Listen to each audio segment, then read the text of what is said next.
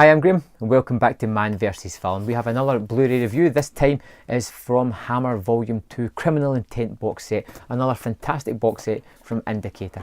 This is number 61 on the Indicator series and it is Cash on Demand, a movie that I'd never heard of before. When I started to look into it a little bit before I bought the set, I found out that this was the most awaited, eager release from this set. It's a movie that people love and I wanted to check out why. Starring Peter Cushing and Andre Morel, it is a simple plot. Peter Cushing plays a bank manager, someone who's very strict, who knows his business, who loves his job and is probably very good at it. Andre Morel enters the picture as an auditor from the head office who's come to check out this bank to make sure that everything is working just the way it should be. So you have these two powerhouse actors doing great work as the tables slowly turn. Colonel Gore Hepburn, which is Andre Morel, and we have Fordyce, which is Peter Cushing. These two are in the bank manager's office when things become more apparent. Gore Hepburn turns around and says that he is there to rob the bank, and if he answers the phone he will hear the voice of his wife and kid being held hostage. If he does not listen intently to what the bank robber is saying, they will be brutally beaten and murdered possibly.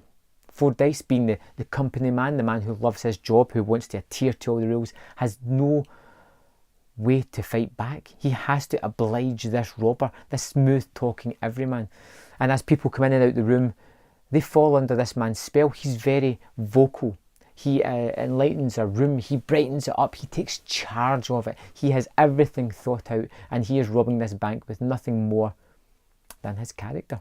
This person.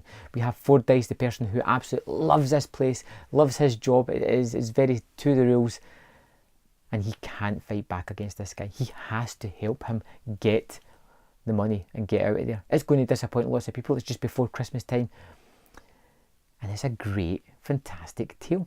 There is other elements to this as well, as Fordyce, the manager, who is not getting along with his workers, his staff, who doesn't treat them as well as could do, and it's almost a sort of weird take on A Christmas Carol, because you get this character of Fordyce who over the course of the movie is put immeasurable pressure and forced to change dramatically as a person.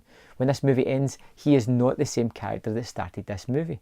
And it feels like a play. It feels like something that's staged in the one room with these two actors, with some people coming in and out, and they have to just own the screen. And the two actors give powerhouse performances playing these despicable characters, because both of them are despicable. You have Fordyce, who is an honest, trustworthy person, but who treats his people not as people, so it's not nice that way. And then you have this robber who is very charismatic, larger than life, who knows everything about everybody, is also very friendly, but he is going to ruin people's lives by taking all of this money.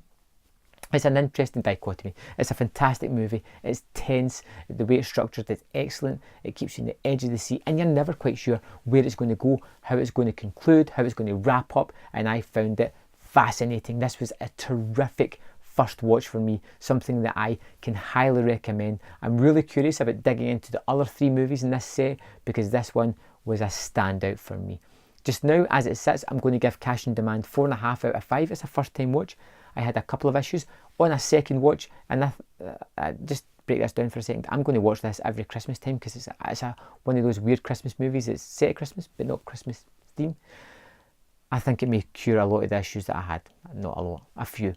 But terrific movie. If you haven't seen it, search it out. It's amazing. If you have seen it, I'd love to know in the comment box below what you thought of it. And I'll see you next time on Man vs Film.